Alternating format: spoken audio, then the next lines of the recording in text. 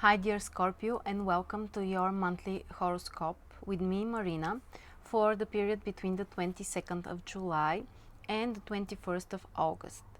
And basically this period starts with the transit of the Sun, which enters Leo. And for you this will be in your 10th house.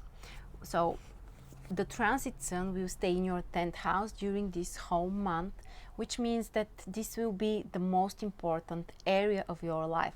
It's about your career, it's about your public appearance, your communication with authority figures, and even your vocation.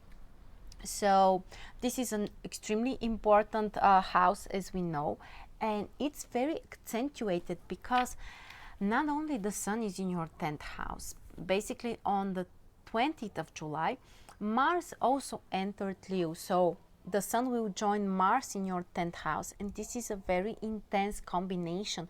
Two fire planets, the Sun and Mars, joining together in your 10th house. It suggests that this is a great time for you to be very active in terms of career, about starting new projects, career projects, business projects, taking some kind of risks, because these are, planets related with confidence. These are planets related with, taking action on something, not hesitating, not waiting, not procrastinating, taking some immediate actions. And not only that, but we also have a new moon, which will be on the 23rd of July. Of course, it's again in Leo, in your 10th house. And it brings even more energy. We know that new moons are a great time for putting the beginning of something new. This can be some kind of project, something, planting the seeds of something that you want to grow for you in the future, that you want to develop, you want to expand. And the new moon symbolizes, the growing process. So that's a wonderful time to find a new job. For example, if you're unemployed, that's the time when you should be very active, because you can really start something new. You may have this opportunity, but you have to search for them on your own. It won't find you. The opportunity won't find you. You have to take the actions before that, to take some risks as well.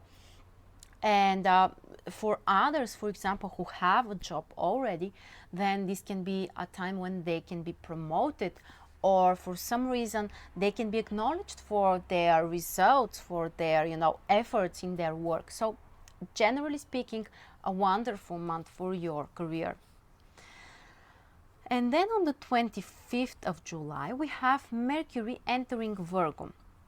And for you, this is your 11th house, which means that there can be more communication for you, because Mercury is a social planet and 11th house is social as well.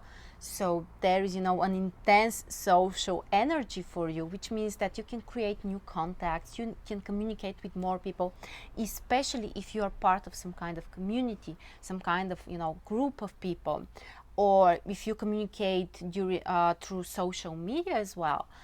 You can get in touch with more people. You can make them listen to you, attract their attention, make them think about your ideas, your social ideas, or something else that you find important for yourself. The next event is on the 31st of July, when Venus enters Cancer, and for you this will be your 9th house. Venus is the planet that brings positive emotions, some pleasant experiences. And 9th house, one of the meanings, for example, is related with traveling, with getting in touch with different cultures. So I can really recommend you to, if you are able, to travel somewhere, or to communicate with foreigners. This might be friends that live abroad, or even business partners who live abroad. But getting in touch with distant places, or people living in distant places, can be very beneficial for you. What else can we say? So next we have on the 3rd of August Uranus going retrograde. and Uranus is stationary on the 29th degree in Aries, which for you falls in your 6th house. Uranus is the planet that can bring some sudden, unexpected surprises. In some cases, they are very exciting, but in other cases, they can be very stressful and even shocking. So be prepared that something might suddenly change in terms of career or your health. You may need to take a fast decision to react really quick. But on the other hand, you may also have an idea which comes from the past, because Uranus turns retrograde, so it starts moving backwards, which means that something from the past might come up again. So, for example, restarting an old project related with your career, something that you have forgotten about, or, it was not the right time. Now things can change for you. However, you should be prepared that things might be a little bit stressful, and there can be, there is a need for some kind of change. Next, on the 7th of August, we have a full moon, which is also a lunar eclipse in Aquarius Leo, and it will fall in your 10th and 4th house. And basically, this is not only a full moon, but also a lunar eclipse, because the nodes are joining the sun and the moon at the same time. And we know that the nodes, they are related with karma and some life-changing events. That's why the lunar eclipses have a longer impact on our lives, from 6 months up to 3 years. And in your case, it affects the cardinal axis of your horoscope, 4th and 10th house. And it suggests that this is the time when you can change something. This might be in terms of your home or in terms of career, and you may need to find the balance in these areas of your life. But on the other hand, you can achieve something material. You can have a real result, like a materialization, something that you have been working on for some time. And finally, on the 12th of August, we have Mercury going retrograde. Mercury will be stationary on the 12th degree in Virgo, and for you this is your 11th house, which means that as usual, of course, Mercury is retrograde for around 3 weeks, and this is a time when generally we should avoid starting new things. We should avoid, the new beginnings, the new initiatives, new projects, especially if there's something really, really important.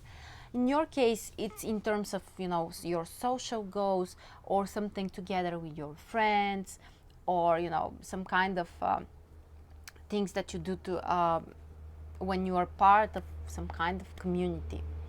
But on the other hand, to, restart something related with this area of your life, or for example, to contact with friends that you haven't met for a long time, you have forgotten each other, or time separated you. Now you can meet with these people. It might happen by accident, or you can try to do that, to contact them. They may call you. The chances are different, but analyzing the past, thinking about the past, contacting with people from your past actually can be the best way to use Mercury retrograde. And actually, these were the most important astrological events for this month. Thank you very much for watching. If you have comments, please leave them below. I will be happy to answer them. And I will wait for you next month again. Bye.